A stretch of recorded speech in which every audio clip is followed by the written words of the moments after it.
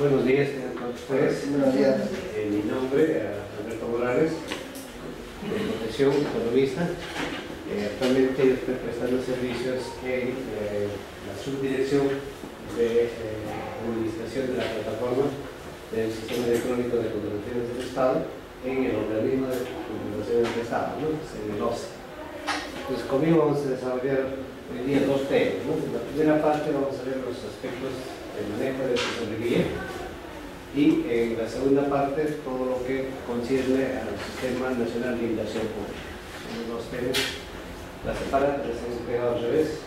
Primero vemos la parte de manejo de tesorería para luego ver lo concerniente al SNI. Bien, entonces, cuando nosotros hablamos del sistema de tesorería, encontramos que tendríamos que referirnos inicialmente a lo que es la Ley Orgánica del Poder Ejecutivo.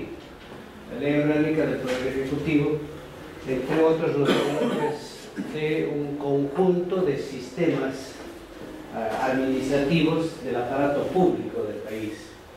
Dentro de ese conjunto de sistemas de administración manejados por las entidades públicas que forman parte del conjunto de organismos del Estado, ¿no? Está justamente lo que es el sistema administrativo de tesorería. Recordemos, tenemos, por ejemplo, el primer sistema es el sistema de planeamiento,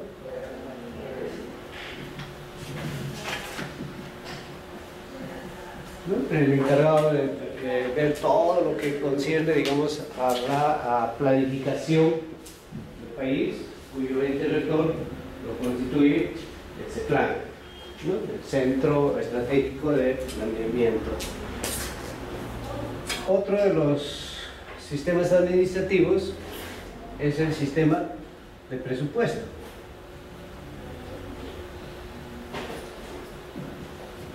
Cuyo ente rector es la Dirección General de Presupuesto Público del Ministerio de Economía y Finanzas, ¿no? Luego vamos a tener ¿no? el sistema de abastecimiento.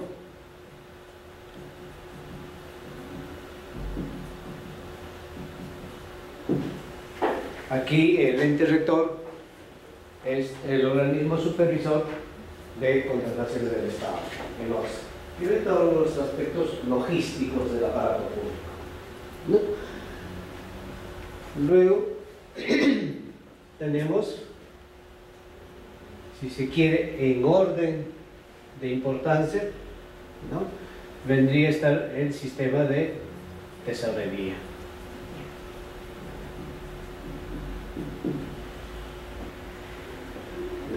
Entonces, el sistema de tesorería es el manejo ya propiamente de los recursos del Estado. El ente rector es la Dirección General de Endeudamiento y Tesoro Público, también del Ministerio de Economía y Finanzas. Entonces, tenemos por acá que es el CEPLAN.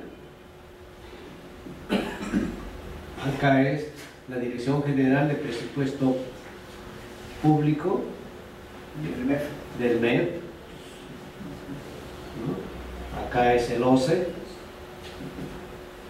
y acá es también la Dirección General de Endeudamiento y Tesorería del MEF. Bueno, y ahí podemos ir listando todos los demás sistemas administrativos, como les repito, son 11, ¿no? El otro también es el quinto, podríamos hablar del Sistema Nacional, ¿no? de Inversión Pública, o sea, todo lo que es inversión pública, del SNIP, que también está en el MEP.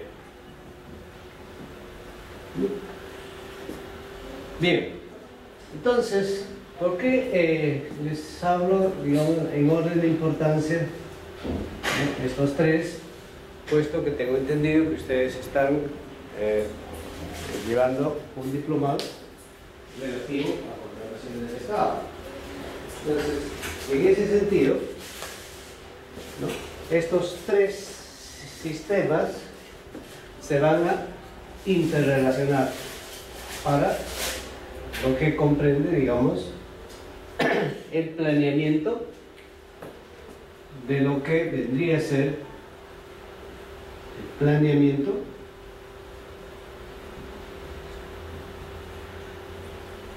de la logística en la administración pública. ¿Por qué? Porque vamos a tener por un lado al documento de gestión que en el corto plazo se llama Plan Operativo Institucional. Digo en el corto plazo porque el Plan Operativo Institucional es formulado para que tenga una vigencia de un año, por eso es corto plazo. Documento en el que se determina acá los lineamientos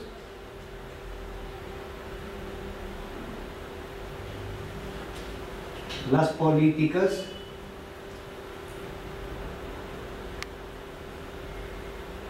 se determina ya concretamente las actividades y los proyectos ¿a qué? A lograr en el año que estás aprobando o que estás consignando en tu plan operativo institucional. Y vamos a tener por otro lado al presupuesto, que no va a ser otra cosa que la cuantificación de todo lo que estás indicando en tu plan operativo. Entonces acá la cuantificación, o también podemos decir es la monetización, la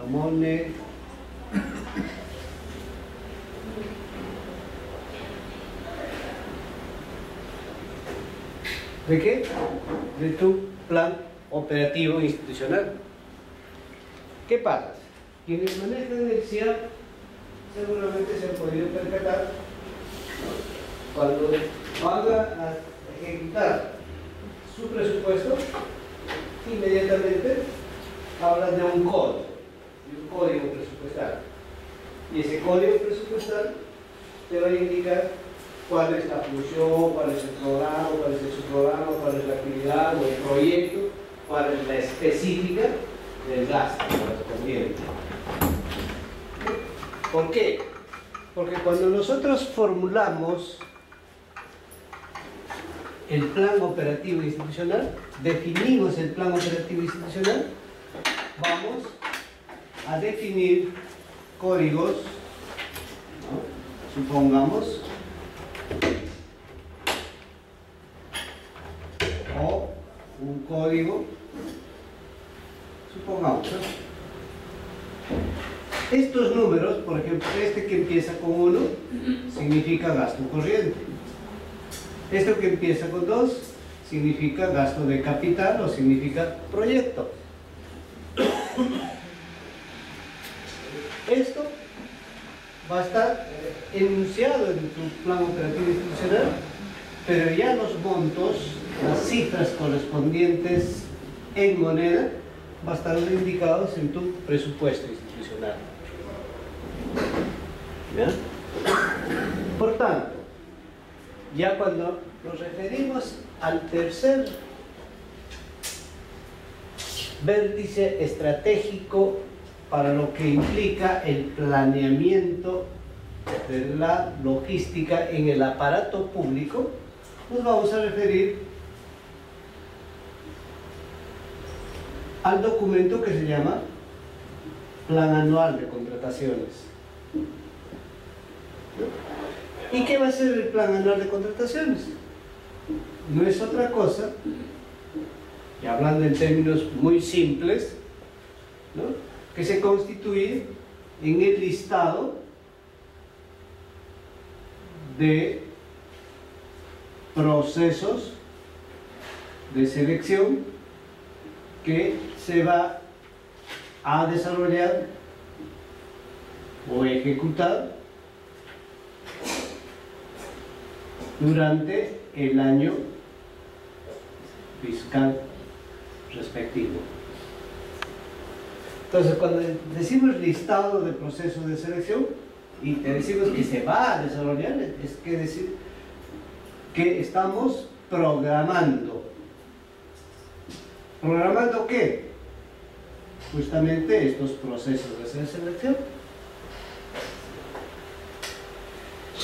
Proceso de selección que va a ser para adquirir bienes,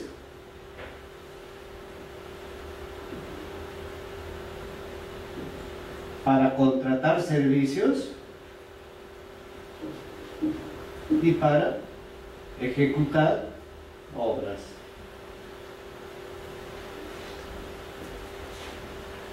Cuya programación es resultado, ¿no?, de estas actividades, de estos proyectos que estamos programando. ¿Dónde? En el plan operativo institucional. Si yo tengo un proyecto programado, y mi plan operativo institucional va a tener un presupuesto correspondiente y por tanto tiene que estar en nuestro plan anual de contrataciones. Entonces ven ustedes los tres vértices estratégicos de la logística de la administración pública. Y esto no va a quedar ahí, puesto que consecuentemente, ya una vez que está ejecutándose, sea el plan operativo, sea el presupuesto, sea tu plan anual de contrataciones, vas a arribar a un manejo administrativo de tesorería. ¿Qué quiere decir ello? Que va a haber un momento que va a estar programado, sea tu presupuesto, sea tus contrataciones, vas a tener luego que ejecutar. Cuando ejecutas, vas a ejecutar el presupuesto, por tanto también va a llegar un momento que va a estar comprometido presupuestalmente hablando, y después de ello ya viene honrar esos compromisos, que no es otra cosa que el devengado, el girado y el pagado. Entonces, cuando hablamos de esto último, en tesorería, hablamos pues de un compromiso, ¿no? Luego vendrá un devengado,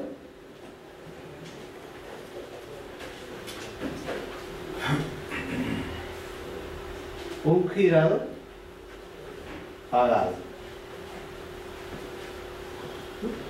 Entonces vean ustedes ahí la interrelación que se tiene, ¿no?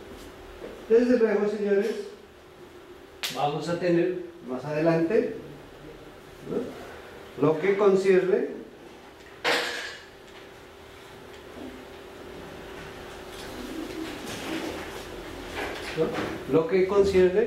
ya a otros sistemas administrativos, como el Sistema Nacional de Control, o el Sistema de Control, que va a tener que ver, ¿no?, cuán se ha cumplido con los postulados que se tiene planteado por uno u otro sistema administrativo.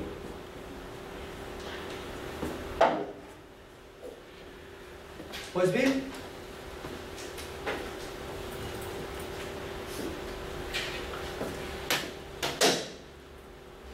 luego de esta introducción vamos a empezar a desarrollar ya lo que corresponde al sistema administrativo de tesorería.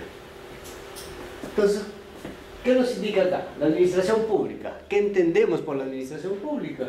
Organización del Estado que canaliza las demandas sociales y las satisface, transformando los recursos públicos en acciones modificadoras de la realidad al producir bienes, servicios o regulaciones. Entonces, vamos a tener entidades del Estado que producen bienes. A ver, ¿qué entidad del Estado produce bienes?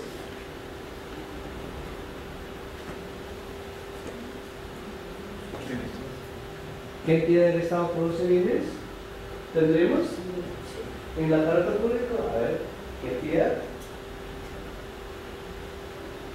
Ustedes recuerden, a ver, la empresa nacional de la coca, ¿produce bienes? Insumo. ¿Qué finalmente es bien? La empresa nacional utilizadora de la coca produce los filtrantes, por ejemplo, para los mates de coca. Produce insumos para los laboratorios. Provee insumos para los laboratorios para que produzcan medicinas que tienen que ver, ¿no? O que tienen como insumo a la coca. Otra entidad que produce bienes, el IPEI, Instituto Peruano de Energía Nuclear. ¿Qué produce el Instituto Peruano de Energía Nuclear? Produce, ¿no?, materia prima para lo que lo va a utilizar otra entidad del Estado, por ejemplo, para todo lo que es el tratamiento de enfermedades neoplásicas.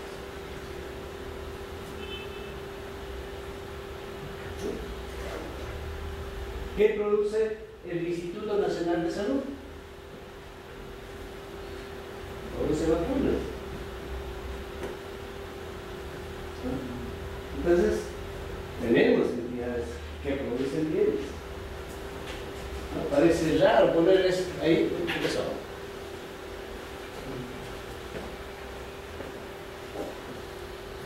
Está apagando ese poquito.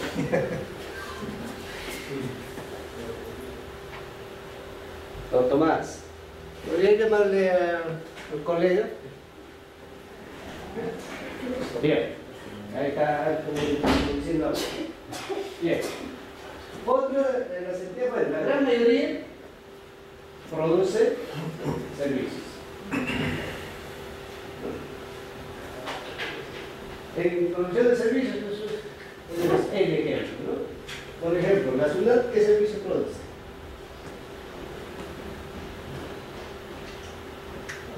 Recaudación. La recaudación. Por favor, se ha pagado.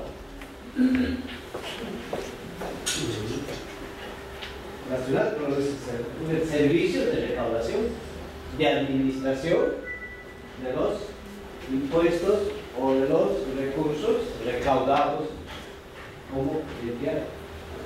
Además, estos, sea la producción de bienes o la producción de servicios, está plasmado en su instrumento de creación. Si ustedes quieren saber qué hace cada uno de estos niveles, remítanse al documento o al instrumento con el que se creó, sea ley, sea decreto de vigencia, sea decreto legislativo, sea resolución, aún cuando las unidades ejecutoras se crean mediante decreto supremo y los pliegos se crean mediante ley. ¿Cuál es la diferencia entre el pliego y unidad ejecutora? El pliego engloba o casi representa a un sector. Tiene mayor nivel en términos del manejo presupuestal, en términos del manejo del presupuesto, en términos en términos administrativos. ¿Ya? En cambio, las unidades ejecutoras están por debajo de los pliegos. Algunos aspectos dependen del pliego. Si queremos hablar al respecto, podemos indicar, ¿no? Por ejemplo, el sector salud. Su pliego del sector salud es el Ministerio de Salud. Y las unidades ejecutoras, podríamos hablar de los hospitales, ¿no? El hospital de niños, el hospital de Ulloa, etc. Forman parte como unidad ejecutora del pliego salud. El pliego salud representa al Ministerio de Salud y representa al sector. Ese es el sector, si quieren, la ordenanza. Entonces, por otro lado, vamos a tener que las funciones del aparato público dice que son producir bienes, servicios y regulaciones. Entonces, hay entidades que su función es regular. Los entes rectores de los sistemas administrativos, prácticamente, lo que emiten en la mayor parte son regulaciones. Reconoce, regula lo que es la normativa de contratación pública. El MES regula los sistemas administrativos que están a su cargo. Pero más concretamente, como entes reguladores, ya así específicamente los conocemos, a OCINER, OCITEL, OCINAD, OCITRAN, ¿no? Ellos ya por autonomía, por creación, incluso les llaman reguladores, entes reguladores. Bien, entonces vamos a contar de que las funciones de la administración pública, ¿no?, se tipifican como tres. Dice que son limitativa, prestacional y de fomento. Limitativa, ¿por qué? Porque te limita, te marca o te dice que hasta aquí tú tienes el derecho de trabajar bajo las regulaciones propias planteadas por... Ya, gracias. ¿Por qué? Porque las emisiones de instrumentos legales o de sistemas administrativos te dice de que hasta ahí tú puedes, por ejemplo, cuando te otorgan una licencia, ¿no?, y va a depender en qué lugar estamos, ¿no? Por ejemplo, en Jesús María te dice, te otorgan una licencia de funcionamiento de una tienda de abarrotes, más venta de licores, pues te dice, señor, usted podrá vender sus abarrotes y más aún, sus licores solamente hasta, ¿qué quieres? A las 12 de la noche. Pasas de las 12 de la noche, te multa. Te está limitando tu derecho a expender, a comercializar. A no ser que tengas un permiso especial de una discoteca, de un karaoke, también te dice, usted podrá funcionar hasta tal hora. Lo está autorizando con limitaciones correspondientes. Y así, ¿no? Podemos hablar, por ejemplo, en las licencias de conducir. Si usted tiene la categoría, la licencia A, puedes manejar cierto tipo de vehículos. Pero tienes la otra categoría, entonces te dice, ya tú puedes manejar vehículos pesados, o te dirán cuáles son los segundos. Más aún, tú tienes licencia para conducir vehículos públicos, pero si tienes tanto de puntaje, o conduces con estado etílico. Detecta, está sujeto a sanciones. A eso se refiere cuando decimos la función limitativa de la administración pública. Prestacional: asegurar el interés común mediante el servicio público, que es la prestación obligatoria, individualizada y concreta de bienes y servicios para satisfacer las necesidades primordiales de la entidad. ¿No? Los servicios que estábamos hablando, ¿no? Servicio, por ejemplo, de limpieza, que toda la municipalidad está obligada, ¿no? El servicio de vacunación permanente del sector salud. ¿Para qué? Para satisfacer las necesidades de la comunidad. Y fomento para promover o estimular que los particulares desarrollen ciertas actividades consideradas de interés público. La municipalidad X quiere promover a sus pequeños, medianos artesanos. Entonces puede promover el servicio, ¿no?, de fomento, ¿no?, de una participación en eventos internacionales a fin de que ellos puedan desarrollar, puedan crecer. Bien, entonces la administración pública tiene función normativa, sancionadora, cuasi jurisdiccional y arbitral. ¿No? Por ejemplo, normativa: emite ordenanzas, si es una municipalidad o un gobierno regional, emite resoluciones o emite leyes, en el caso del Congreso, para normar el desenvolvimiento de las propias, digamos, propios derechos y obligaciones de nosotros como ciudadanos, como conformantes, ¿no?, del Estado peruano. Por eso, o sea, cuando hablamos del Estado, hablamos que esta tiene que estar jurídicamente organizada, y ese jurídicamente organizada significa, pues, de que tenemos que desenvolvernos en función a las normas que tenemos. Para nosotros, por ejemplo, hoy en día, está hoy está en tela de juicio en todos los periódicos hoy en día, ¿no? Ya se di cuenta de que aquí no se viene, ¿no? Estamos en tela de juicio si es posible o no el matrimonio entre los dos sexos. ¿Eso puede ser regulado por ley? Claro que sí. Porque en otros países ya está permitido.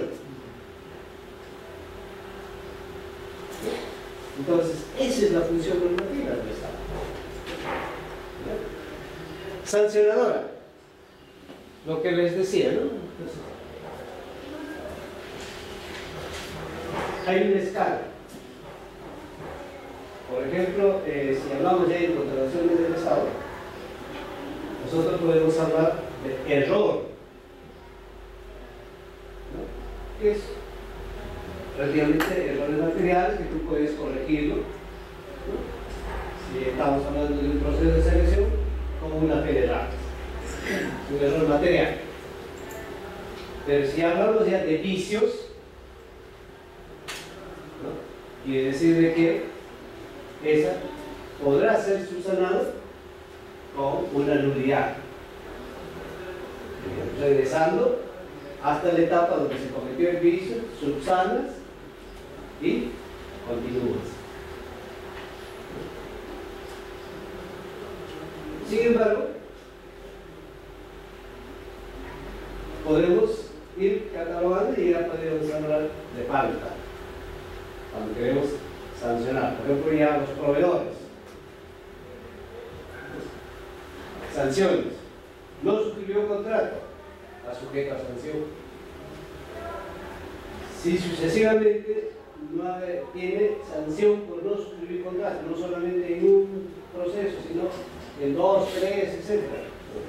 Si es uno, quizás le dan su sanción es temporal, inhabilitable para contratar con el Estado, una sanción temporal. Pero si ya son varios procesos, es concurrente en este tipo, la sanción será de una inhabilitación permanente o definitiva, ya sin plazo. Entonces, estamos viendo que el Estado, pues, ¿no?, determina infracciones que no califican como delitos, protege los posibles actos arbitrarios y no imparte justicia, ya que no penaliza delitos, sino aplica penas privativas y ni aplica penas privativas de vida. El único que aplica penas privativas es el poder judicial. Por eso que se dice que son cuasi jurisdiccionales, o sea, resuelve solamente controversias entre particulares o entre estos y las entidades del Estado, mediante procedimientos administrativos.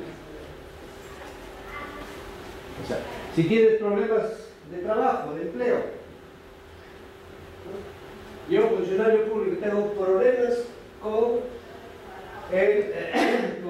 mi entidad en términos laborales, ¿no? ¿A quién acudo?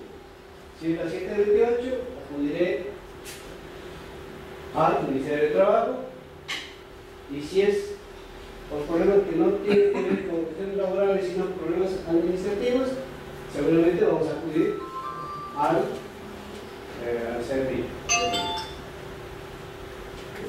que tiene función, ¿no?, que resuelve controversias entre particulares,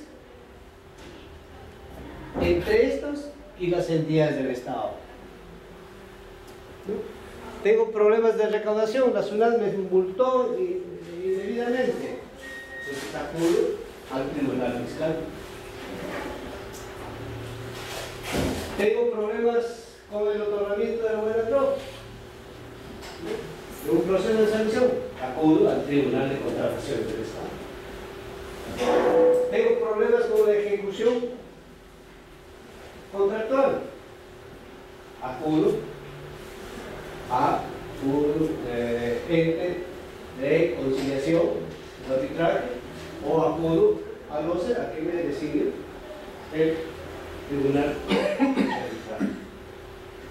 Entonces, ahí están viendo ustedes de que es cuasi jurisdiccional y, en definitiva, también hace funciones arbitrales. Fin de copia. Casi es de las funciones de árbitro, ¿no?, para resolver definitivamente controversias, ¿no?, entre particulares mediante decisiones que son vinculantes para las partes en conflicto. Se diferencia del cuasi judicial por efecto de cosa juzgada que genera su laudo arbitral. Si acudimos a un árbitro, pues el laudo tiene las propias funciones que cumple una sentencia judicial. Tiene que ser cumplido sí o sí.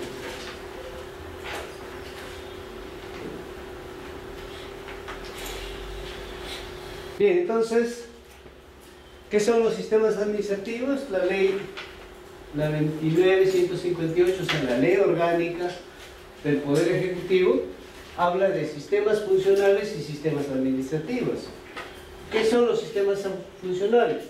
Tienen como fin asegurar el cumplimiento de las políticas públicas que requieren de la participación de todos o varias entidades del Estado, ¿no? Entonces, por ejemplo, hablamos de la función de salud. ¿Quiénes lo cumplen? Todas las entidades conformantes del aparato del Estado que brindan servicios de salud. Cuando es salud, no solamente nos vamos a referir a aquellos que forman parte del sector salud, sino a aquellos que prestan servicios de salud. ¿Quiénes son ellos? Serán, pues, es decir, antes, el propio ministerio, los institutos de salud, los hospitales, las direcciones regionales de salud, más de salud, más el hospital de las Fuerzas Armadas, más el hospital del Ejército, el hospital de la Marina, de la PAC, Fospoli, o sea, todos los que tienen que ver con el sector salud. Entonces, por eso dice, son políticas públicas que requieren de la participación de todas o varias entidades del Estado. Seguridad nacional requerirá pues de todos los que tienen que velar por la seguridad de nuestras fronteras. Pero seguridad ciudadana consumen casi todas las entidades del Estado. Llámese municipio, llámese gobierno regional, llámese poder ejecutivo o gobierno nacional. Todos participamos de una u otra manera en lo que es seguridad ciudadana. Son políticas públicas, son funciones públicas donde participan varias entidades. En cambio, los sistemas administrativos tienen como fin regular la utilización de los recursos de las entidades de la administración pública. Los sistemas administrativos tienen que ser cumplidos sin importar a qué sector pertenece, es transversal. Todas tienen que cumplir con lo manifestado o lo estipulado en los sistemas administrativos. El Sistema Nacional de Control, todas están sujetas. O sea, la Contraloría, a todas las entidades del Estado, puede o tiene funciones de control. Por eso que tiene una auditoría, sea interna o externa. Tiene órganos institucionales de control interno o se convoca a concurso para que auditores externos tengan la participación cuando lo requieran.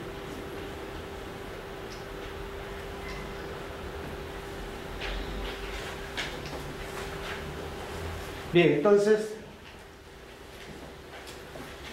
del conjunto de estos 11 podemos agrupar en lo que se llama administración financiera, ¿no? Esta administración financiera, que es regida por ley 28112, ¿no?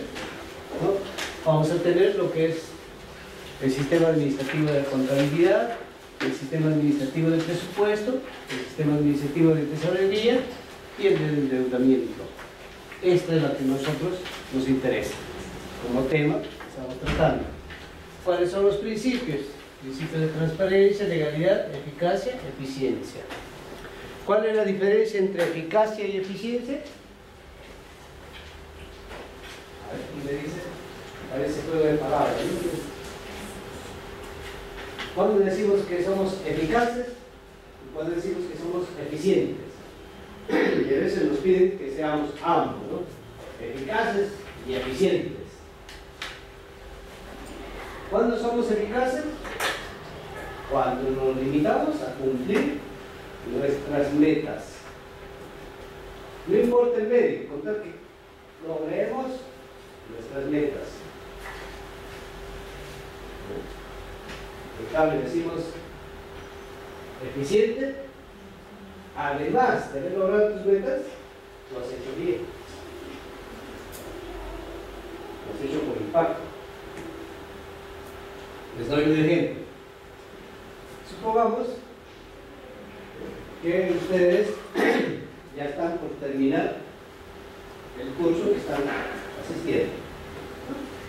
Les evalúan y el promedio de las notas, 18. ¿Qué eficaz? Bueno, tuvieron buenas exposiciones, hicieron buen examen, ¿no? El evento se llevó, una maravilla, un promedio 18. Veamos cuán eficientes son. si esa nota también tenemos el mismo resultado en el desempeño de nuestras funciones o en lograr la satisfacción del interés por el cual yo he venido a participar de este evento, a formar parte de este evento. La señorita, por ejemplo, quizás viene con el interés de mejorar su trabajo. La señorita viene con el interés de mejor supervisar a los funcionarios a su cargo. La señorita como proveedora vendrá con el interés de ganar más los procesos en los cuales se presenta. Si la nota es 18, probablemente pues el interés por el cual hemos venido a asistir a este evento tendrá que ser algo correlacionado también satisfecho en buena medida para que seamos eficientes. Si es al revés, no somos eficientes. Solamente hemos venido y quizás hemos repetido lo que nos han dicho y ahí quedó.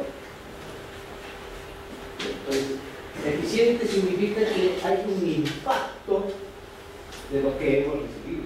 ¿En la mejora de qué? En la mejora del estándar de la que hemos ingresado y cuando hemos salido hemos mejorado eso, hemos superado ese estándar.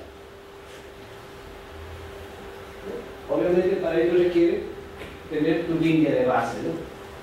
¿Qué quiere decir eso? Que antes de uno mismo debe hacer su autocrítica, su autoevaluación, en qué nivel estoy o cómo estoy, o plasmar ese interés concerniente a tu participación y desde luego salido ello, uno mismo tiene que evaluarse. ¿Sigo igual o he mejorado? Si he mejorado, significa que soy eficiente. Si sigo igual, solamente soy eficaz. Y si he bajado, pues, no hay impacto. En vez de mejorar, me ha perjudicado. Puede darse el caso. ¿Ya? Bien, entonces, ¿qué es lo que se quiere en definitiva? Se quiere, pues, que todo esto conlleve una eficiente gestión de los recursos. Y cuando hablamos de tesorería, que esos recursos sean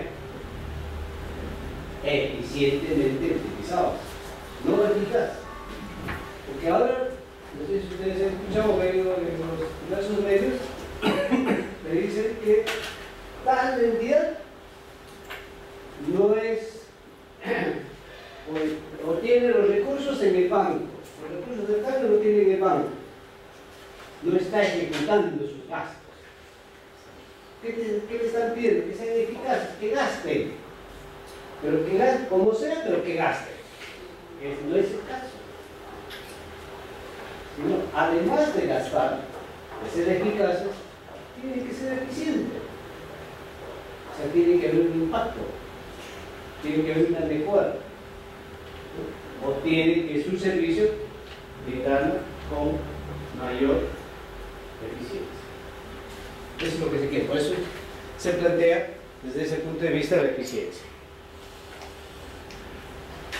Bien, entonces acá tenemos de otra manera estos sistemas administrativos de la administración financiera del sector. Financiera porque es la finanza pública. En la finanza pública se toma en cuenta la parte del presupuesto, donde tenemos que la programación, la formulación, la aprobación ¿de qué? Del presupuesto, la ejecución y control del presupuesto y la evaluación del presupuesto. En cambio,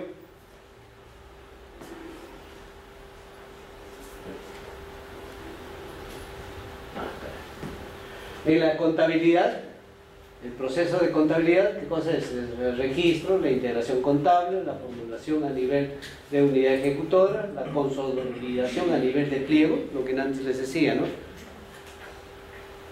Si bien es cierto que la unidad ejecutora puede llevar su contabilidad aparte, sin embargo, como pliego, o el pliego tiene que integrar todo lo que hace sus unidades ejecutoras.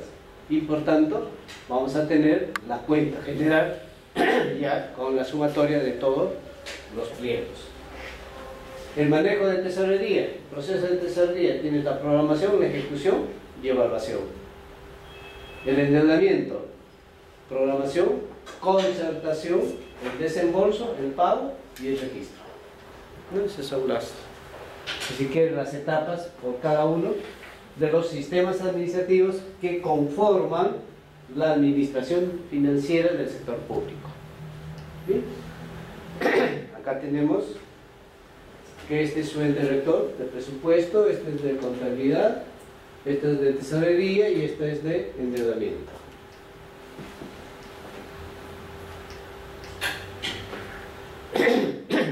Bien, entonces ahora hablemos del sistema de tesorería.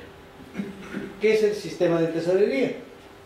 Es el conjunto de normas, procedimientos, técnicas e instrumentos orientados a la administración de los fondos públicos en las entidades públicas y organismos del sector público, cualesquiera fuese su fuente. Repito, señores, cualesquiera fuese su fuente. Señores, centavo que ingresa a la caja de la entidad, cualquiera fuese su fuente, ese centavo se convierte en recurso público. Hay alguien que me dirá, señor, nosotros hemos recibido una donación de algún magnate y esa donación nos dijo que nosotros lo utilicemos como queramos. ¿Esa donación entró a la caja, a la contabilidad de la entidad? Sí. Pero no. Yo digo que usted utilice lo que fuese.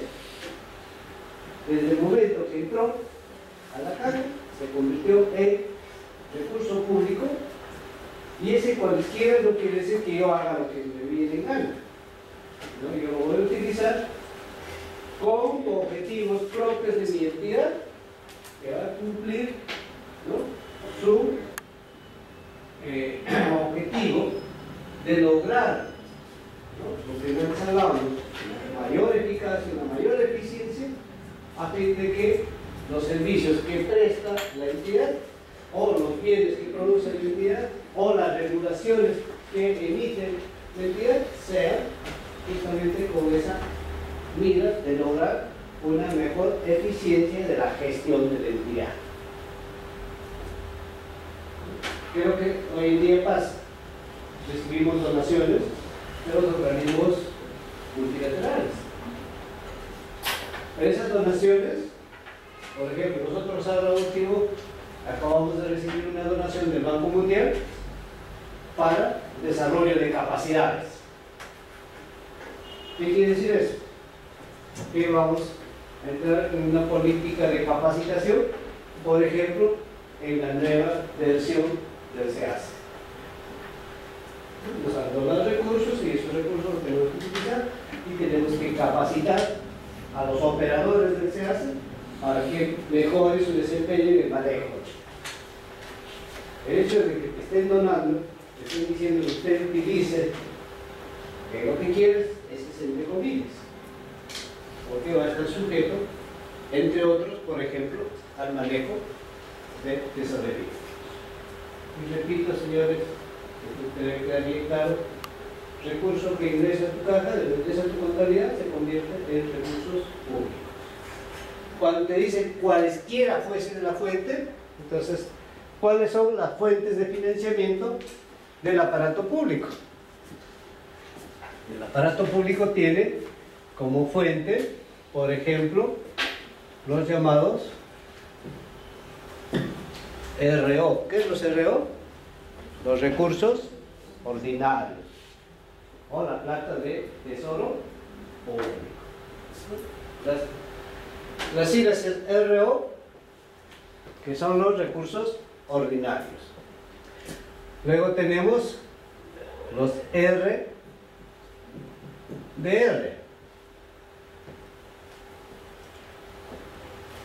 ¿Qué significa RDR? Recursos directamente recaudados, o también conocidos como ingresos propios.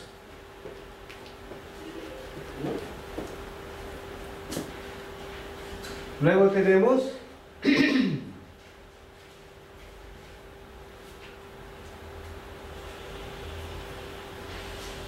los recursos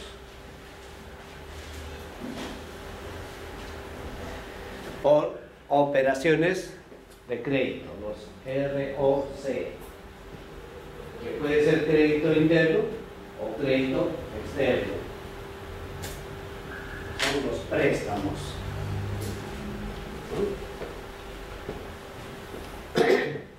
Luego tenemos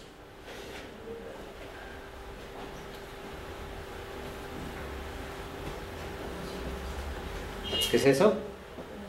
Donaciones y transferencias.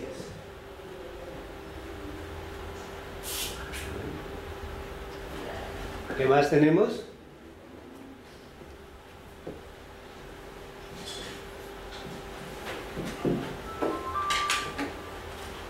Los recursos determinados. ¿De qué está compuesto los recursos determinados? Básicamente estos son para gobiernos regionales y gobiernos locales. ¿Qué están acá? Acá está, por ejemplo, el fondo común.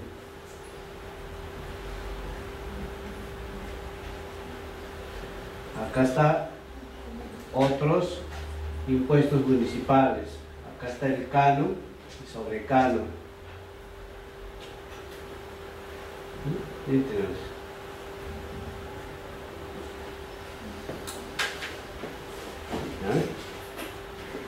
Por eso dice cualesquiera pues, fuentes. O sea, todas estas fuentes están reguladas, están tipificadas, incluso te dice cuáles son considerados como fondo común, cuáles son considerados como otros impuestos municipales, cuáles son considerados como canon y sobrecanon, ¿no? O qué entendemos por donaciones y transferencias, qué entendemos por recursos directamente recaudados, etc. ¿Dónde le encontramos eso? En el plan, en la cuenta, el clasificador maestro. El clasificador maestro. Especialmente para quienes trabajan con el CIAP. Este ya te determina, ¿no? Te codifica todo esto. Entonces te dice que el Sistema Nacional de Tesorería se rige por el principio de unidad de caja y economicidad. ¿Qué significa eso de unidad de caja?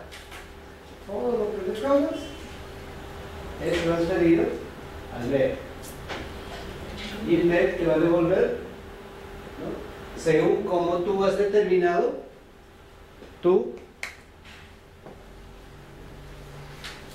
este es ingreso, ¿cierto? Y según como tú determinas tus egresos, o en otras palabras, tus gastos,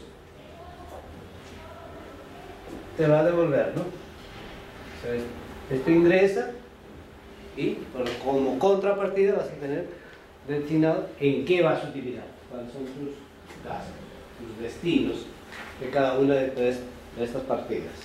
Pues bien, el ámbito de aplicación se encuentran sujetos a la ley de administración financiera, ¿no? Todas las entidades y organismos integrantes de los niveles de gobierno nacional, regional y local.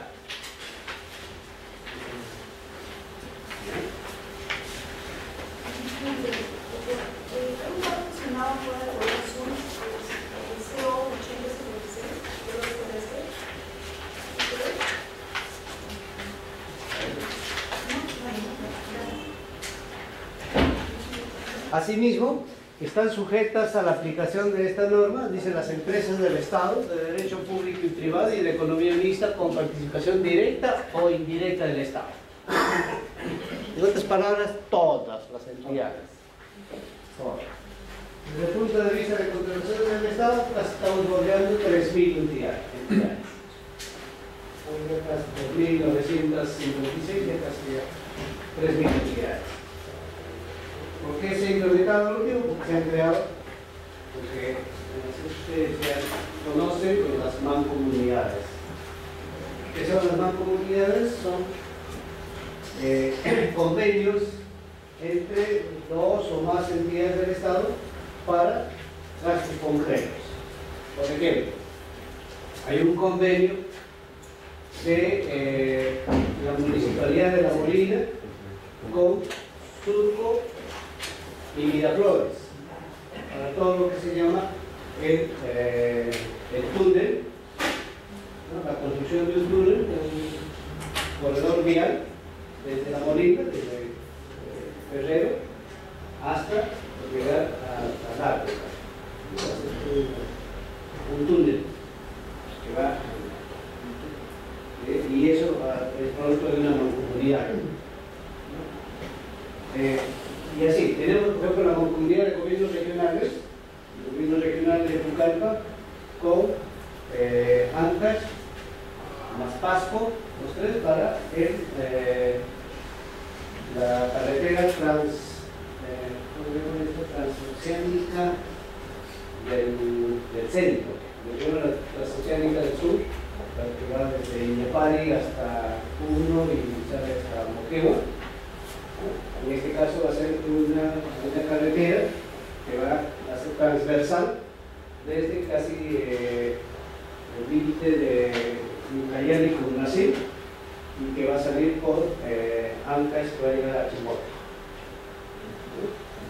O el teleférico, que va a ser el teleférico desde Apurimac hasta Machu Picchu, para la visita de los dos. Entonces son mancomunidades, como les repito, que se están promoviendo con el fin de hacer, en este caso, obras en convenio donde cada una de estas entidades participan aportando sus recursos para la realización de estos proyectos. Pues bien, los integrantes del sistema, el Sistema Nacional de Tesorería está integrado por el nivel central, por la Dirección Nacional del Tesoro Público, que dicta las normas, establece los procedimientos, directivas e instructivos de tesorería y disposiciones complementarias relacionadas con su área en el marco de lo establecido en la ley de lo que es manejo de tesorería. Y a nivel descentralizado u operativo están las unidades ejecutoras o las dependencias equivalentes a unidades ejecutoras.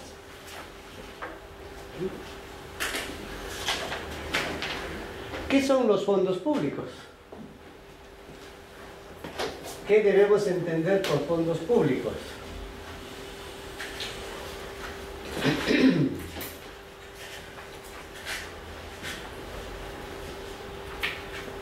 Son los recursos de carácter tributario y no tributario. ¿Fondo tributario cuál será?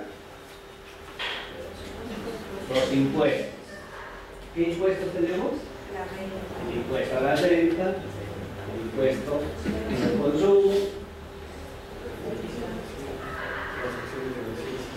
el impuesto a las transacciones financieras. Esos son fondos tributarios, donde todos como ciudadanos, como empresa, ¿no? Como persona natural o persona jurídica, estamos obligados a cumplir con nuestros impuestos por ser ciudadano o desarrollar empresa, actividad empresarial. ¿Okay? Y los no tributarios son aquellas determinadas por las tasas o las prestaciones que tiene cada local entidad. Por ejemplo, una municipalidad, ¿qué tiene como no tributario? Y, por ejemplo, yo quiero sacar mi autorización de licencia de funcionamiento, una tasa que pagar. Yo quiero sacar mi duplicado de mi DNI, pago una tasa de pide cupos. Quiero sacar mi certificado domiciliario, pago una tasa. Quiero sacar mi certificado de antecedentes judiciales, igual, pago una tasa. Esa están trabajados por cada uno. Y que son otros impuestos. Especialmente se habla de otros impuestos municipales. Por ejemplo, el impuesto predial.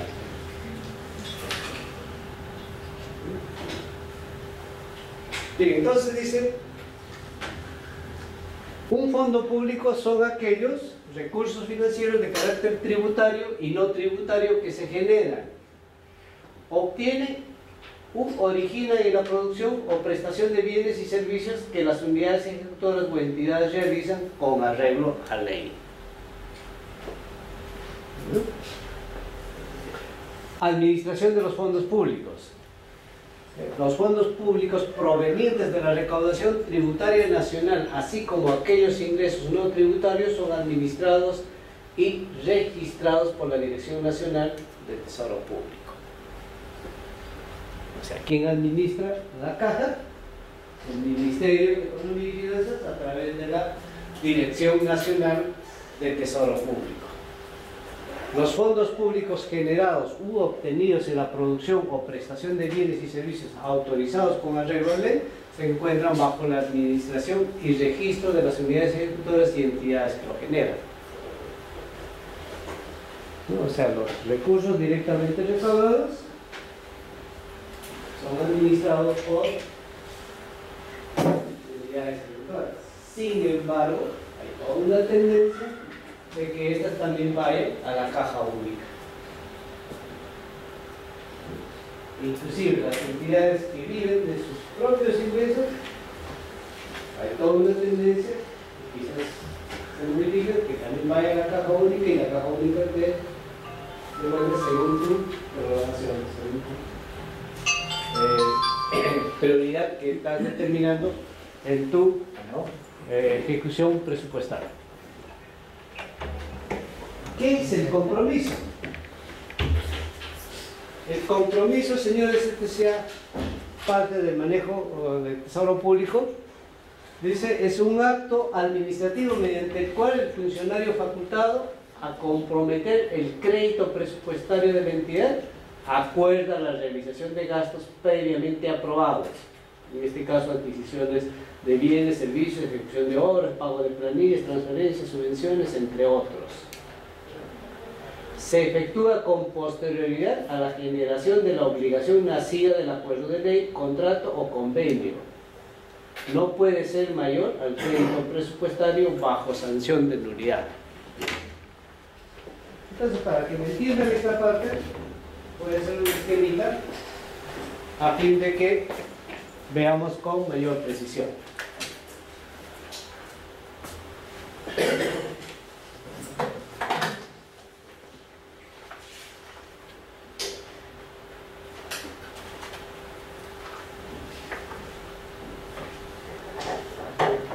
A ver.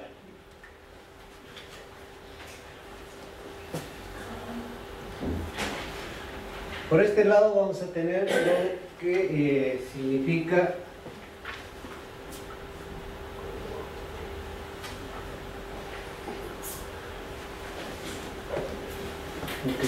acá contrataciones.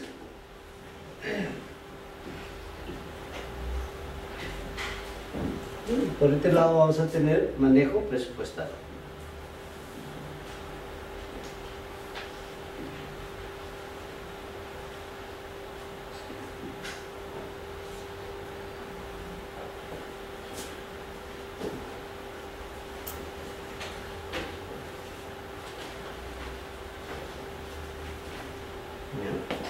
Entonces, ¿cuáles los sea manejo presupuestario, sea manejo de contrataciones públicas? ¿Qué es lo que hacemos primero? Imaginemos que estamos en administración pública, vamos a iniciar recién un año fiscal. Entonces, ¿qué es lo que primero decidir? tenemos que programar. Y desde el punto de vista de programación de las contrataciones, ¿cuál es el documento que te dice acá está mi programación? El plan anual de contrataciones. Entonces acá voy a tener un documento que se llama PAC. ¿Qué les dije antes? Para tener el plan anual de contrataciones, ¿qué tengo que tener? POI primero. Tengo que tener mi POI, y al tener mi POI tengo que tener, Presupuesto. desde el punto de vista presupuestal, tengo que tener un documento inicial que se llama PIA, Presupuesto Institucional de Apertura. ¿Ya? A esto, de otra manera, le llamamos marco presupuestal. ¿No? Entonces, no podemos programar nada si es que no tenemos presupuesto. ¿Ya? Y esta fase se llama programación. Programación de tus contrataciones o programación de tu presupuesto. Luego de haber programado, sea la parte de tu presupuesto, sea la parte de tus contrataciones, ¿qué sigue? ¿Nos quedamos ahí solamente programando?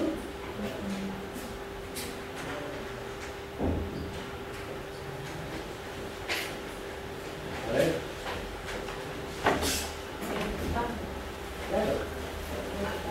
Lo que sigue es la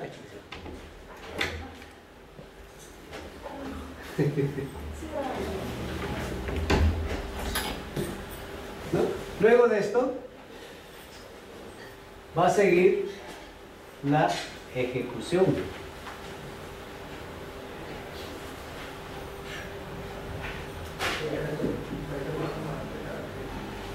Entonces, desde el punto de vista de contrataciones, ¿cómo inicio la ejecución de una contratación? Muy bien. Tenemos el requerimiento. Ese requerimiento va a ser trasladado al órgano encargado de la contratación, que te va a determinar su valor referencial, es decir, va a ser un estudio de posibilidades que ofrece el mercado, entre otros con el objetivo de determinar el valor referencial, tener el expediente de contratación, ¿no? Para aprobar el expediente de contratación debemos de tener el requerimiento, que muy bien lo dijo usted, luego el estudio de posibilidades que ofrece el mercado y la certificación presupuestal. Muy bien, ¿eh? Muy bien. Con estos tres documentos apruebo mi expediente de contratación y estoy en condiciones de ¿qué sigue? Ejecutar, y comienzo a ejecutar con la convocatoria.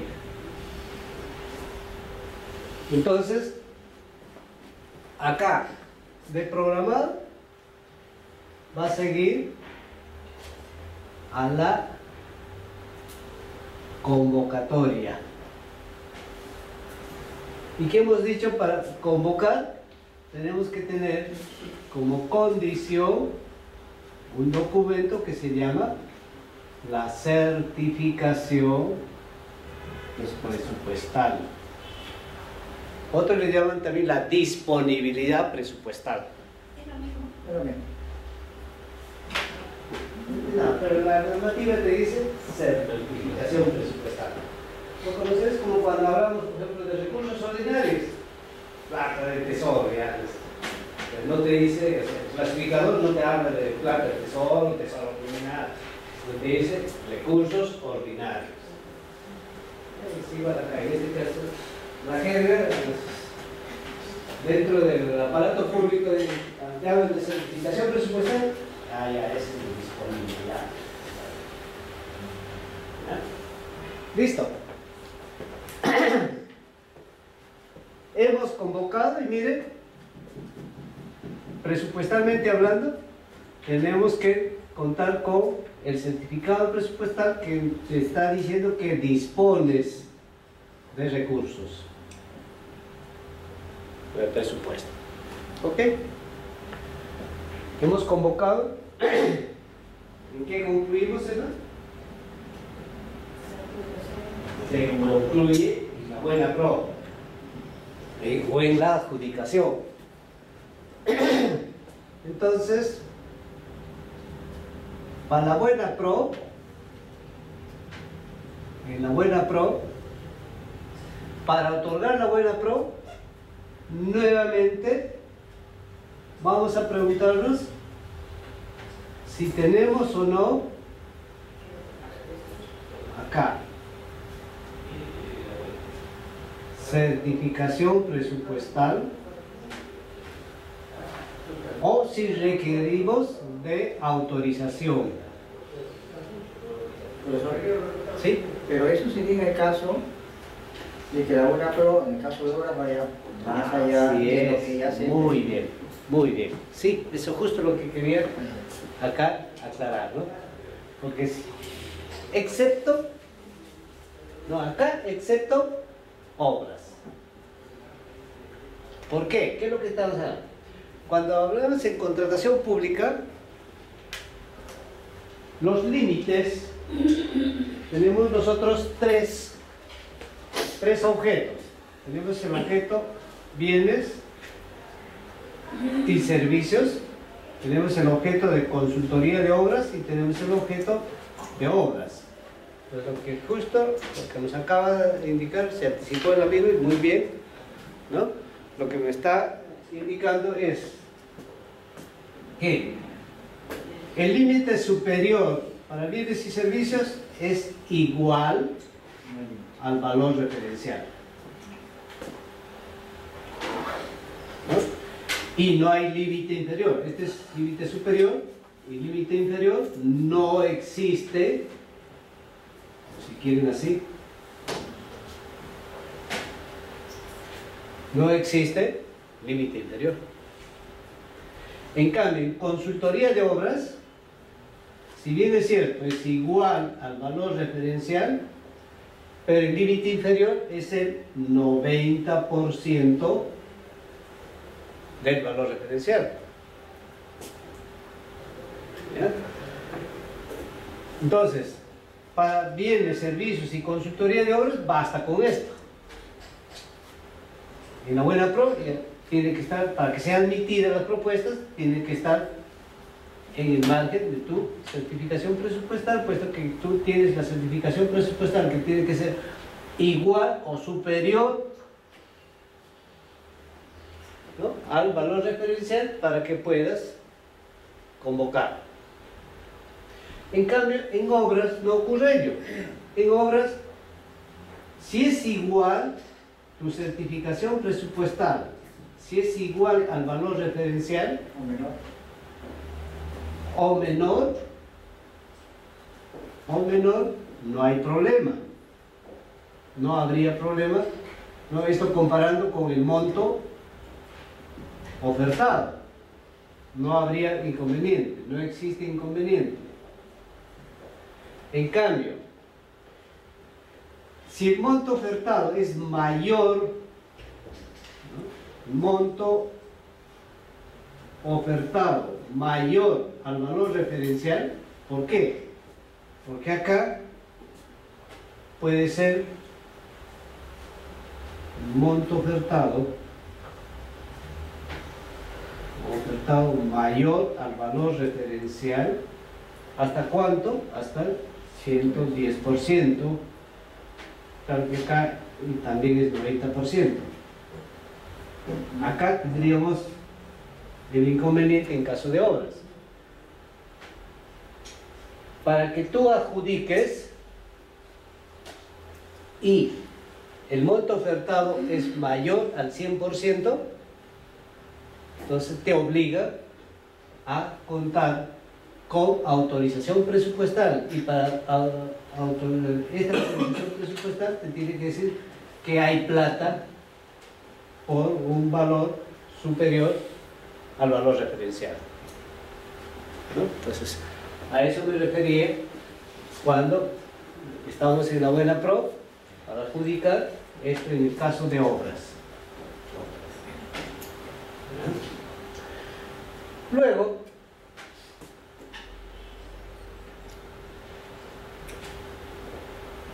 viene la suscripción del contrato o el contrato propiamente dicho. Para que contrates, ¿qué debes tener?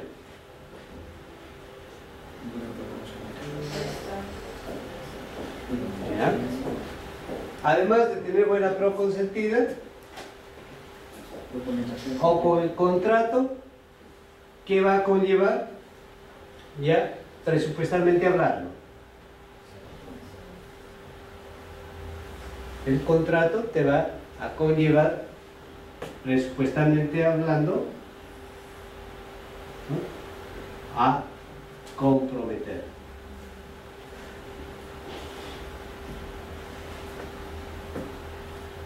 Entonces, hasta acá es manejo presupuestal propiamente dicho. Desde el compromiso ese ya empieza el manejo de tesorería. Acá todo esto es presupuestal.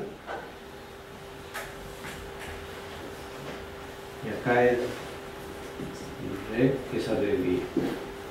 Y ahí va a continuar. Entonces, señores, eso es lo que les está diciendo acá.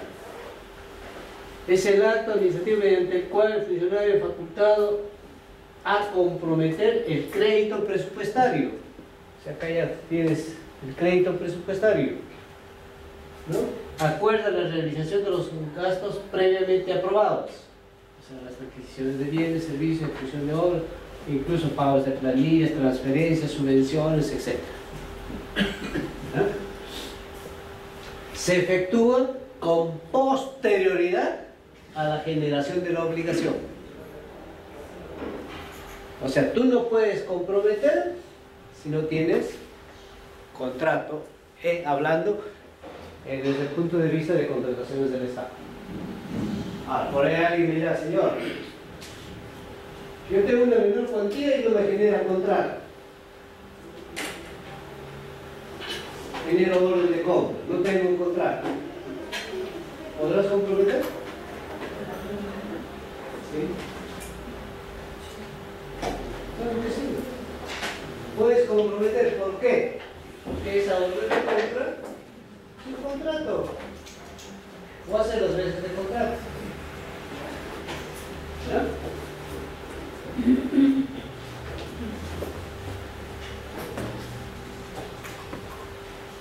Por tanto, no puede ser mayor al crédito presupuestario bajo sanción de nulidad. No hay que, yo puedo comprometer por montos mayores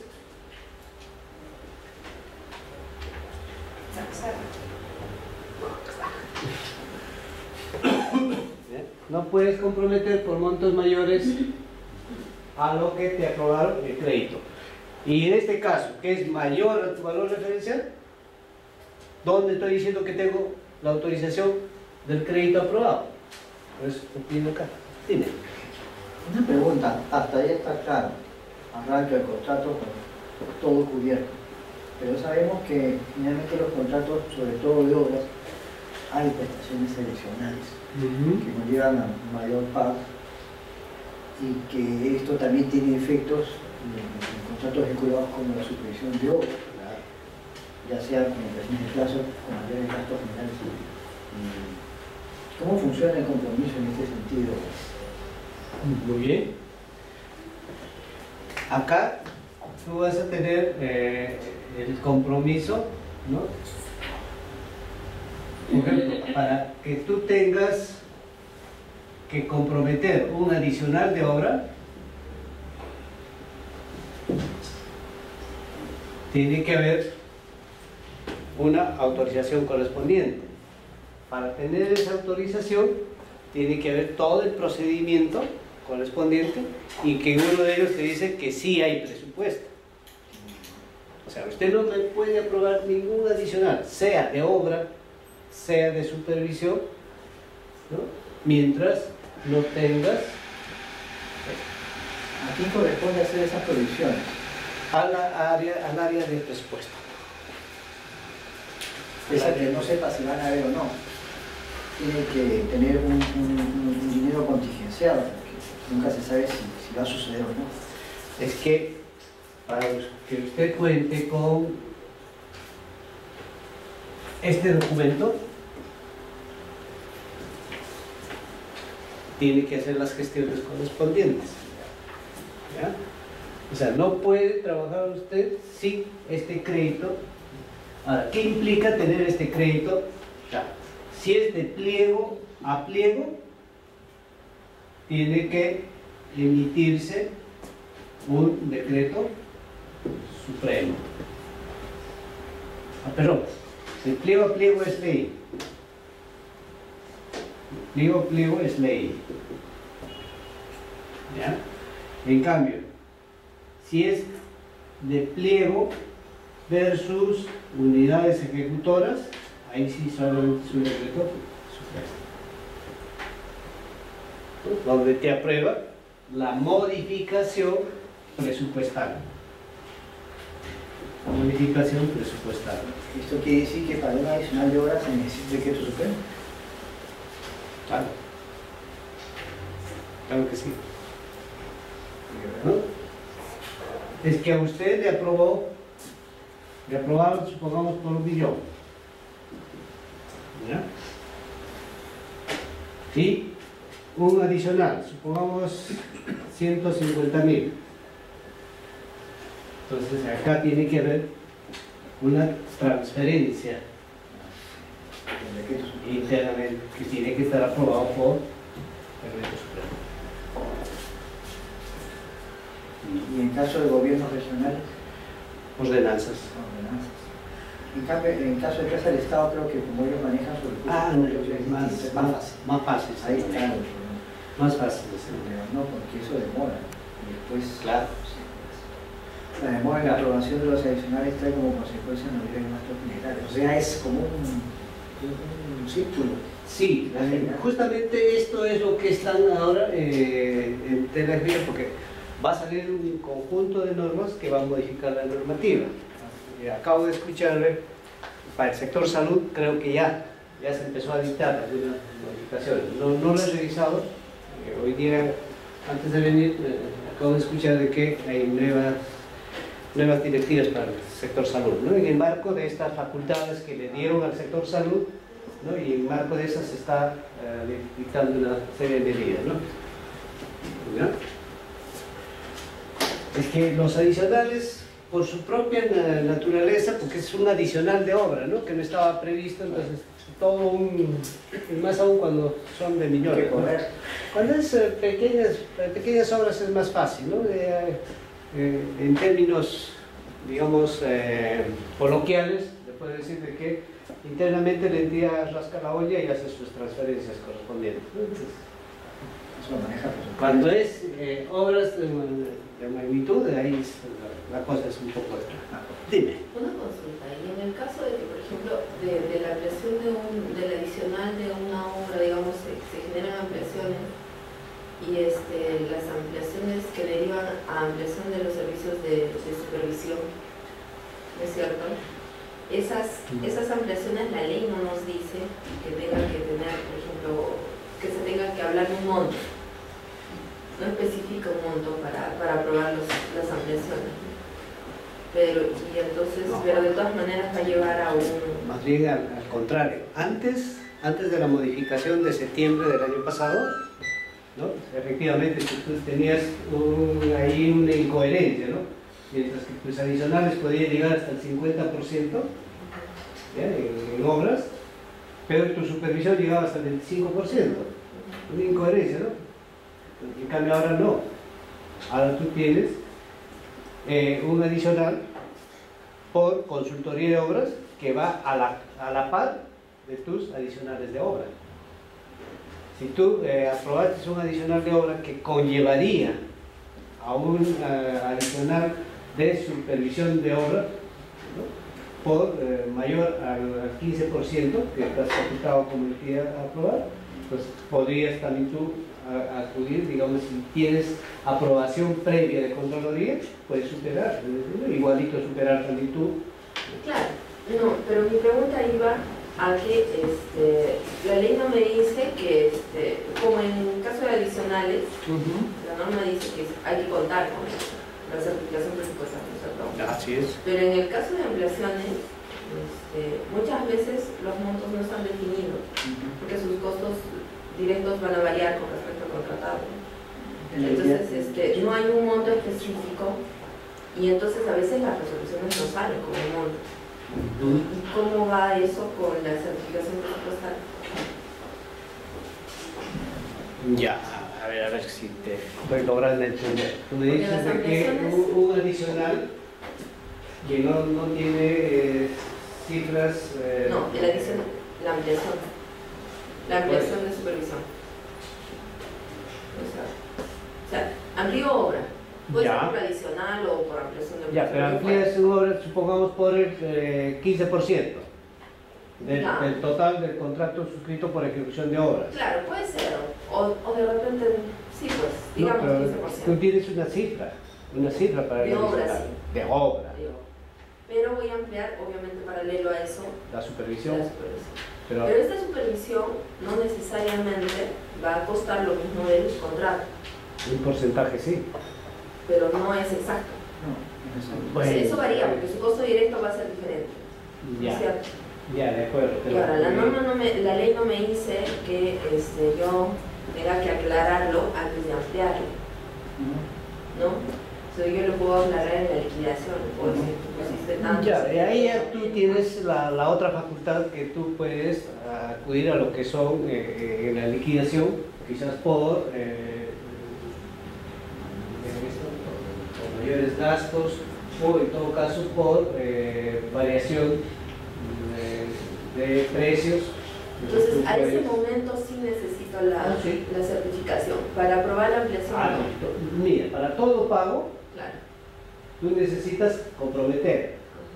Y una vez comprometido, necesitas antes de vengar. No, sí lo entiendo. Lo que pasa es que creo que no me estoy dejando entender la pregunta.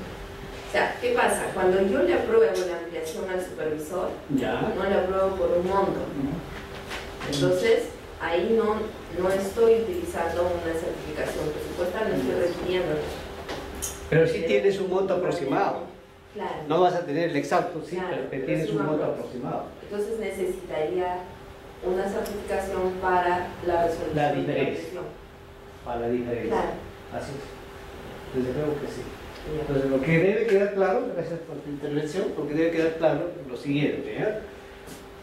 Tú para que empieces ya a cristalizar, si cabe el término, los pagos correspondientes o el uso de tus fondos públicos, tienes que primero comprometer, por cualquiera, ¿no? Por cualquiera. ¿Ya? Una vez comprometido, recién puedes devengar. ¿Ya? Una vez devengado, haces tu programación, calendarización anual. ¿Ya? Cuando tienes calendario, haces el girado pagado, que ahora es junto, ¿no? Antes hacía el girado aparte y el pagado posterior, ¿no? Que en otras palabras acá, como ahora todo es vía CCI, ¿no? Entonces ya lo haces paralelo, ¿no? El compromiso entonces en ese caso podría ser la resolución de aprobación de la ampliación.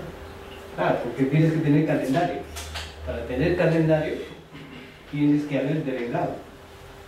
Y para devengar, si bien es cierto, acá tú tienes el contrato, por ejemplo, en contrataciones del Estado, para devengar tienes que tener la conformidad con la liquidación, ¿no?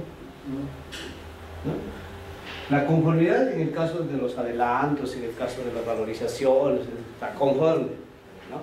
Y si has terminado, para que puedas pagar, tiene que estar devengado. Y el devengado, usted me lo dijo, es la liquidación.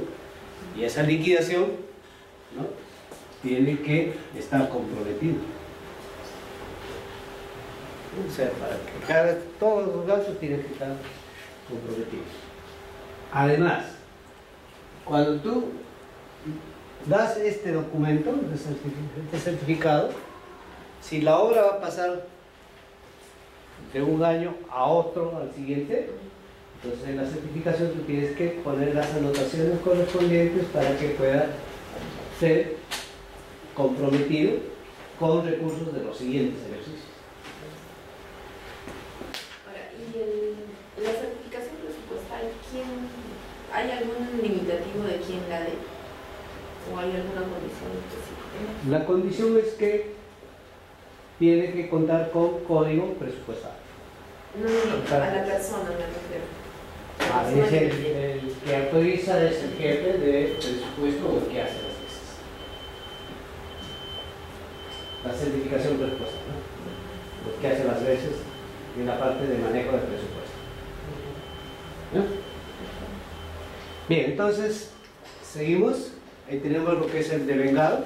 Dice, ¿no? Es la fase en la cual las entidades reconocen, formalizan y registran el reconocimiento de la obligación de pago, previa verificación del cumplimiento de la prestación de los servicios, la entrega de los bienes de acuerdo con los correspondientes condiciones contractuales y con la indicación de la oportunidad para efectos de su cancelación.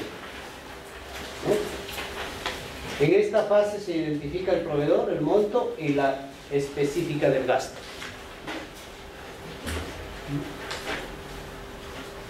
Procedimiento de la ejecución financiera del gasto. Entonces acá ya estamos hablando del devengado.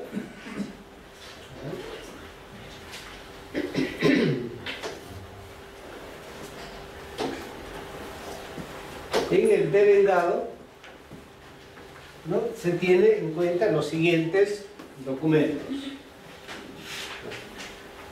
la factura, la boleta de venta u otros comprobantes de pago reconocidos y emitidos de conformidad con el reglamento de comprobantes de pago de la SUNAT. En otras palabras, no podemos pagar si es que no tiene ayuda, si es que no es contribuyente. Por ahí alguien me dirá, señor, yo tengo que pagar a un no domiciliario en el país, ¿cómo le pago?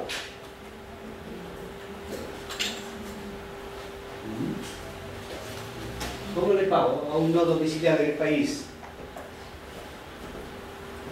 Con documentos o comprobantes reconocidos, dice, por la SUNAT. Entonces la SUNAT, ¿cómo reconoce ahí a un no domiciliario? Con facturas de su país. ¿No tendrá luz? Claro, no tiene luz. Pero en estos casos, cuando es contrataciones del Estado, lo que hemos optado con Economía y Finanzas es que tienen que registrarlo en el sistema, y en este caso le genera un código que hace las veces de luz.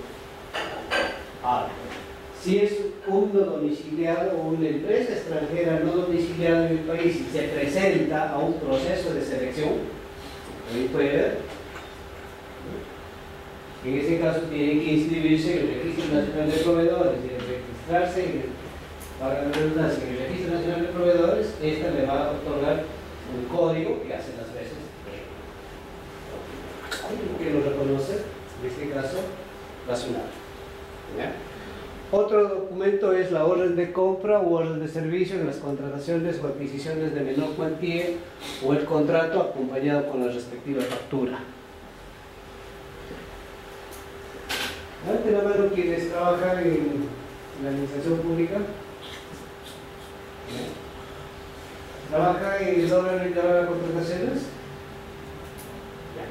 Trabajan en el órgano integral de contrataciones, entonces a partir de este mes tienen más trabajito, ¿no? Sí. trabajo significativo, porque todas estas órdenes de compra, órdenes de servicio, de las contrataciones directas, ahora están informando a través de estas. Y es un trabajo arduo, fuerte. Otro de los documentos es la valorización de la obra acompañada con la respectiva factura, ¿no? O la planilla única de gastos, remuneraciones o pensiones, viáticos, razonamiento, propinas, dietas de directorio, compensación de tiempo de servicios. Otros documentos que aprueba la Dirección Nacional de Tesoro Público y que después va a ser registrado en el CIAP como los populares ASP, ¿no? Que son los ASP, son las adquisiciones sin proceso. Entonces, el gasto de vengado se formaliza cuando se otorga la conformidad con alguno de los documentos establecidos, luego de haberse verificado por parte del área responsable una de las condiciones siguientes: la recepción satisfactoria de los bienes, la prestación satisfactoria de los servicios. Puede efectuarse en periodos posteriores al del correspondiente compromiso, para lo cual es indispensable que éste se haya registrado en el CIAP en el mes autorizado.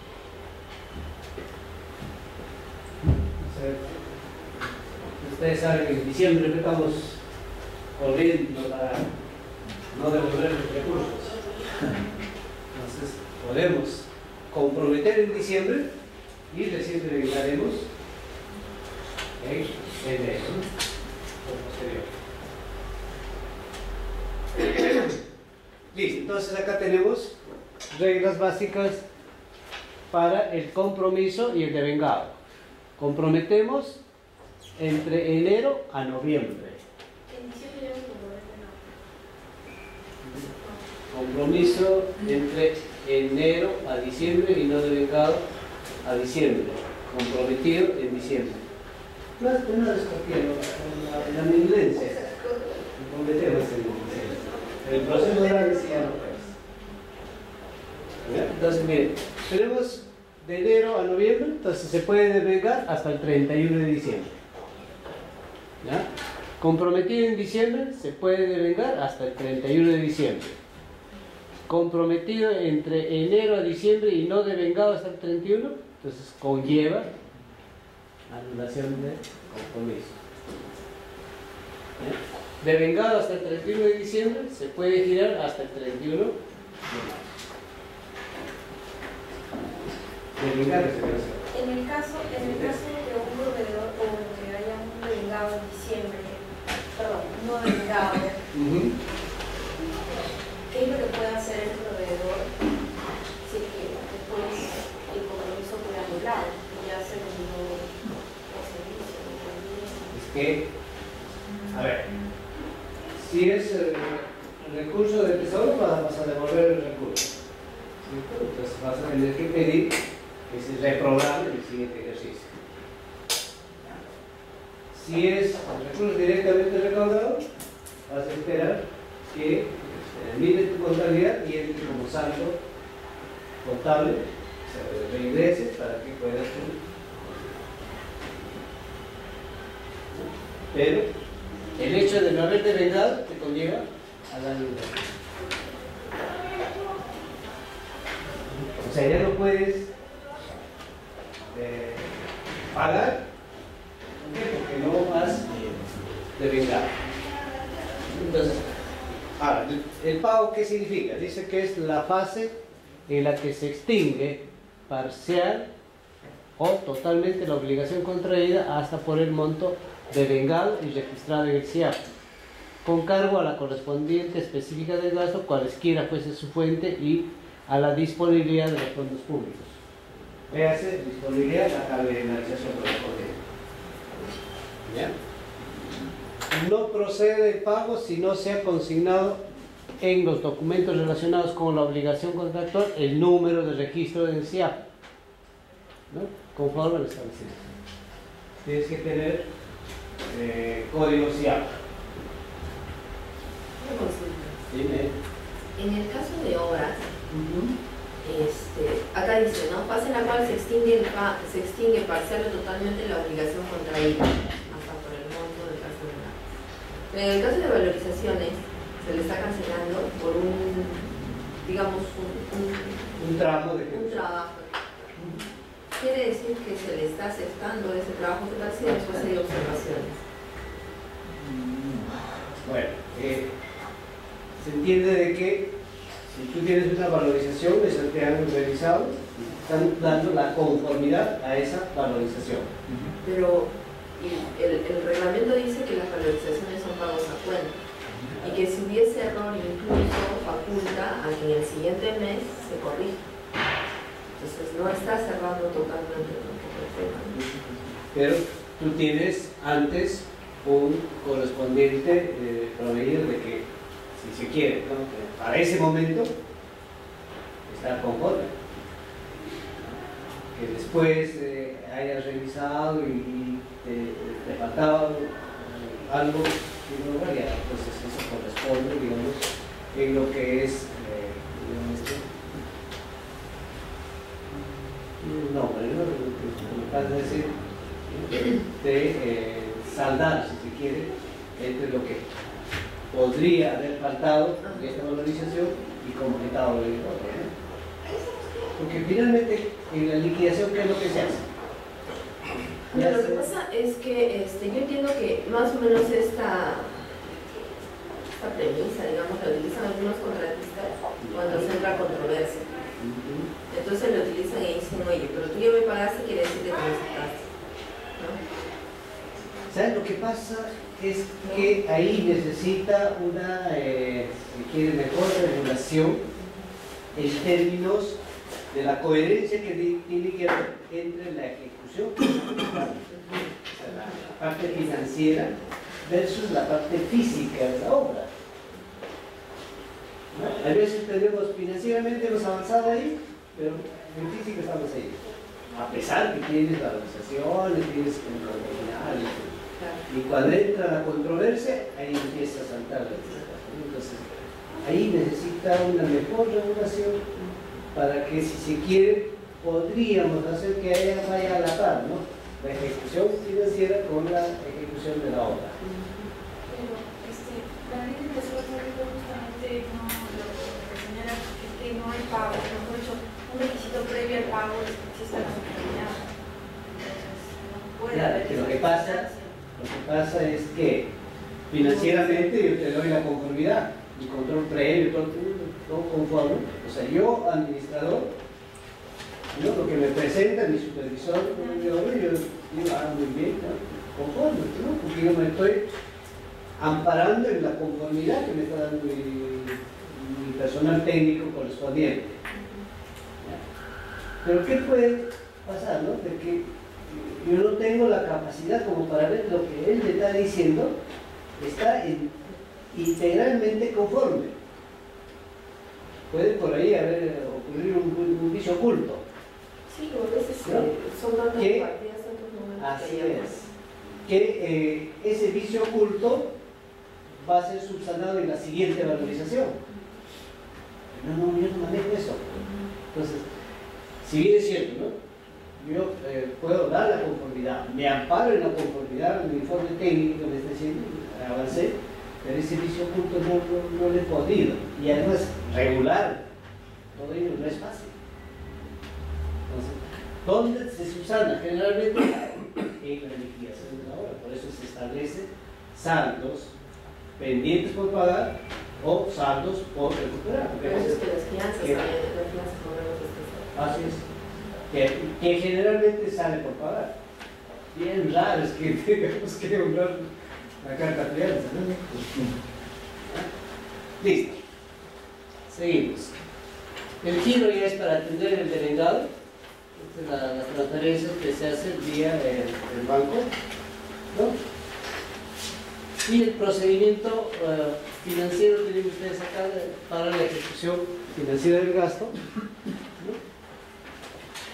Dice el pago extingue parcial o totalmente, lo que hablábamos anteriormente, ¿no? ¿Ya? De los compromisos, a ver, la obligación contraída hasta el monto del gasto devengado y registrado en el SIAB. Es cuando hay pagos parciales. Es incluso los suministros, por ejemplo, son pagos periódicos, ¿no? O los servicios por pagos periódicos, se extingue parcialmente, solamente por ese tramo o esa parte del informe o de los, ¿cómo llaman esta? Tal vez, por ejemplo, un servicio de consultoría con varios pagos. Déjenme recordar. Hago un contrato, las entregas. Con las entregas. Ya.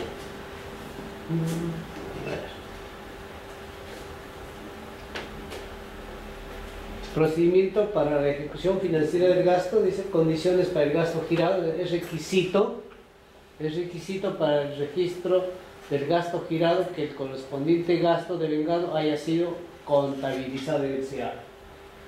Y repito, acá los que trabajan con el SIAB, ¿no? Hay, incluso en los informes de las órdenes están pidiendo el código SIAB.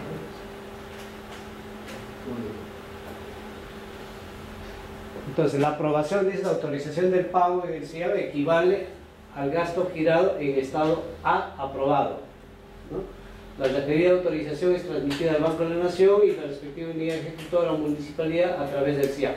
Ahora también ya las municipalidades están trabajando con el SIAB, ¿no? A partir del año pasado, también las municipalidades trabajan con el SIAB.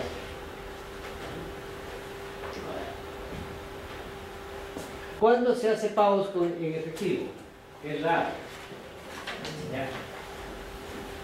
Antes era común, pero ahora es raro. Los pagos en efectivo. Entonces dice, fondos para pagos en efectivo. Y ahora solo funciona como caja chica, ¿no? Ya no hay, antes era fondos de pagos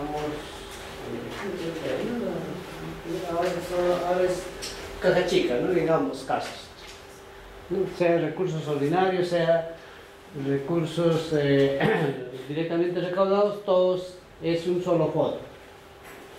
El manejo por caja chica. Para ello, debe de haber, dice, el documento sustentatorio para la apertura del fondo de pagos en efectivo, es decir, la resolución, que es, para el manejo de caja chica tiene que haber una autorización. Perdón, ¿quién es el que hace la aprobación y la autorización de pago? El director de administración o el encargado del manejo presupuestario de la entidad. O sea, ahora no necesariamente tiene que ir así. La autorización de pago.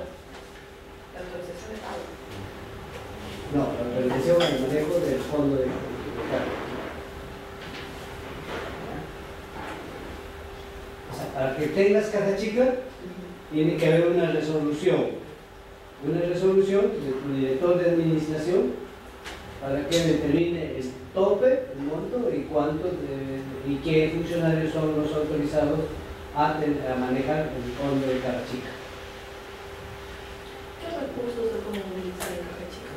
Son los gastos medidos, ¿no? Estamos hablando, por ejemplo, de viáticos, de compras de emergencia, ¿no? Compras menudas. ¿Y de qué recursos se puede destinar a la caja chica? De recursos ordinarios, recursos directamente recaudados. Haces un fondo, tal que cada cierto periodo vas reembolsando y vas. Mira, la caja chica, por ejemplo, de Petro Perú no es tan chica, ¿no? Estamos hablando de millones. La caja chica de una municipalidad pequeña, pues será con un monto pequeño, ¿no? Va a depender de la envergadura de la entidad.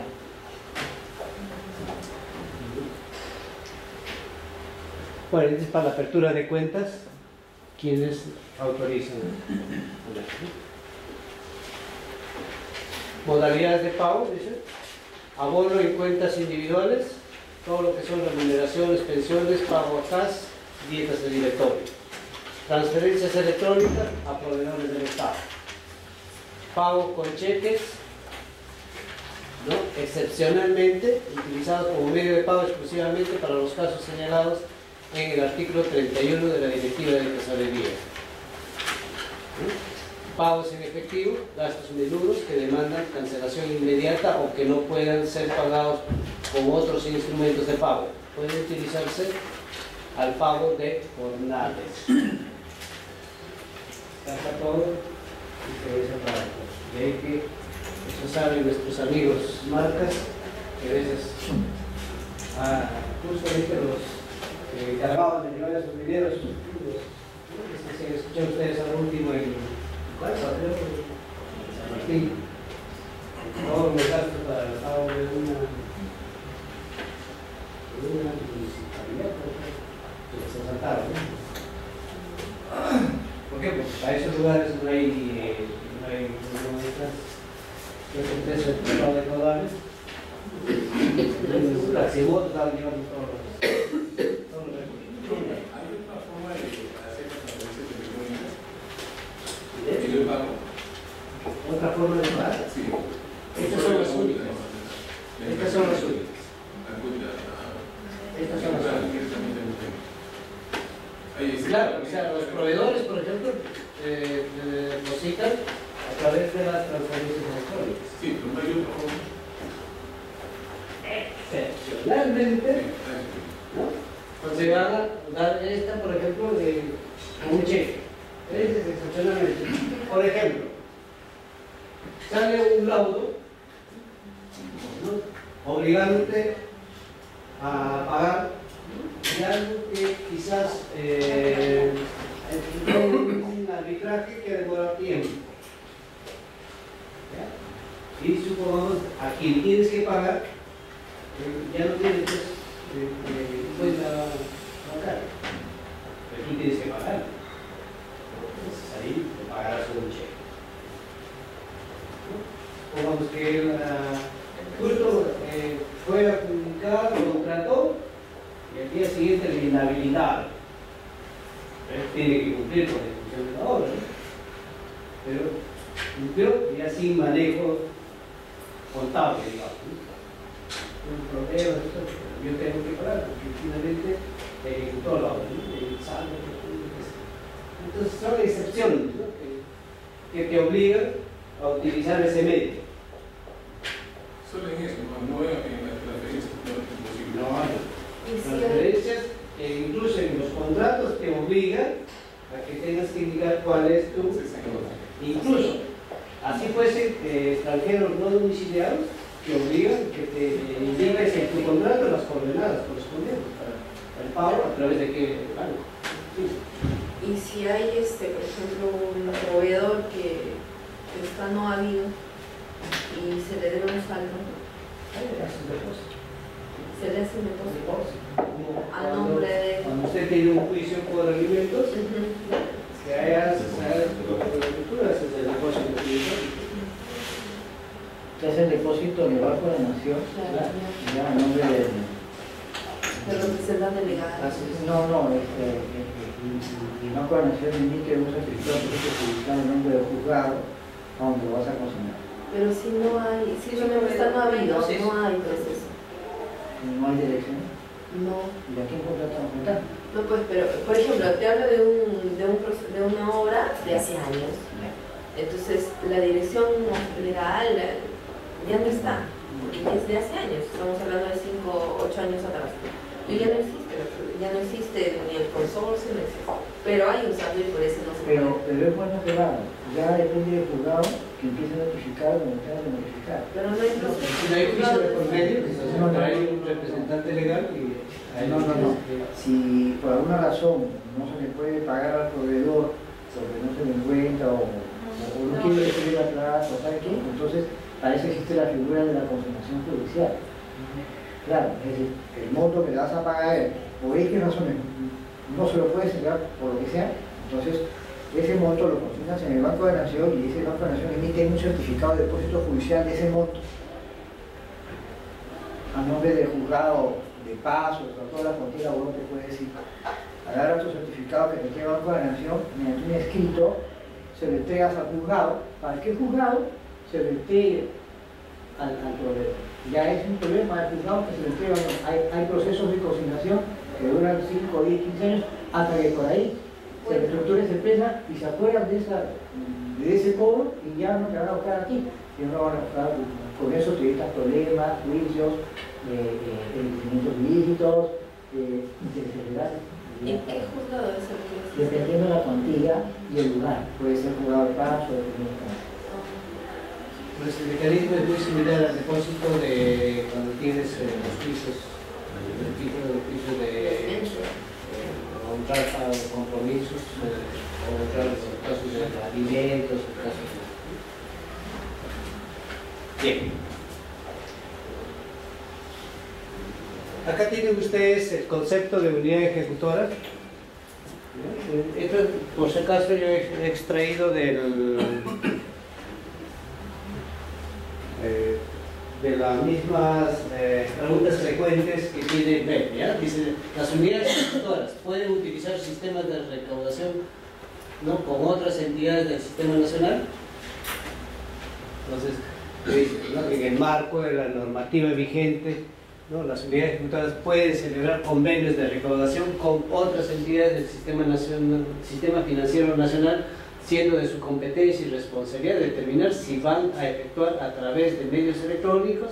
Dicha recaudación debe de ser transferida a la respectiva cuenta central de recursos directamente recaudados en el Banco de la Nación dentro de las 24 horas de su captación. De ser necesario un plazo adicional, se solicita autorización. A ver, un ejemplo típico que acá yo siempre los manifiesto es el caso de nosotros que las tasas para el Registro Nacional de Proveedores, nosotros recaudamos a través de Scotiabank, de Continental, etc., ¿no?, también del propio Banco de la Nación. Entonces, celebramos convenios con ellos, entonces ellos sí están obligados, todos, a depositar dentro de las 24 horas en la cuenta de recursos directamente recaudados que tenemos nosotros. Entonces, cada vez así se centraliza todos esos fondos, ¿no? Por eso que la inscripción surte efecto a los 48 horas, ¿no? Okay, las 24 horas para la transferencia y las 24 para que nosotros empecemos a procesar, ¿no? ¿Es obligatorio el pago a proveedores mediante abono a cuentas bancarias? Sí. Es obligatorio. Y se puede entregar fondos para su administración y modalidad de encargo a entidades de otros pliegos presupuestarios del gobierno nacional, regional. No hay encargos. No hay encargos a otras entidades, ¿no? No. Los encargos entre pliegos presupuestarios fueron autorizados excepcionalmente hasta diciembre del 2010. A partir del 2011, cuando por naturaleza, condiciones, etc., están proscritas. ¿Ya? Sin embargo, estoy viendo, ahora último, que hay encargos entre entidades. ¿Ya? Estoy averiguando cuál es la base legal para que, a pesar de tener esto, ¿no? Y les repito, esto está dentro de las preguntas frecuentes del MEF.